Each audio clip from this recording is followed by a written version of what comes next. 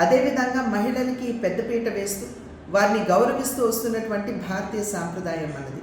దానికి భిన్నంగా ప్రసన్న కుమార్ రెడ్డి గారు వారు ప్రశాంత్ రెడ్డి గారి పట్ల చేసినటువంటి వ్యాఖ్యల్ని నేను గట్టిగా ఖండిస్తున్నాను. వైఎస్ఆర్సీపీ నాయకులకి మహిళల్ని కించపరచడం అనేది అలవాటుగా మారినటువంటి విషయం. అమరావతిలోని మహిళల్ని మరి మనం నోటితో కూడా చెప్పలేనటువంటి భాషలో వారిని కించపరచడం, అదేవిధంగా శాసనసభలో ఉన్నటువంటి మహిళల్ని శాసనసభ వెలుపల ఉన్నటువంటి మహిళలు సైతం వ్యక్తిత్వ హననం చేయడం మనందరికీ తెలియనటువంటి విషయం కాదు. 6 పర్యాయాలు ఎమ్మెల్యేగా గెలిచి ఈ రకంగా మహిళల్ని కించపరుస్తూ అవమానపరుస్తూ చేస్తున్నటువంటి వ్యాఖ్యలు ఇవి సభ్య సమాజం ఆమోదించనిది, స్వాగతించనిది అని చెప్పి వారికి తెలియజేస్తున్నాను.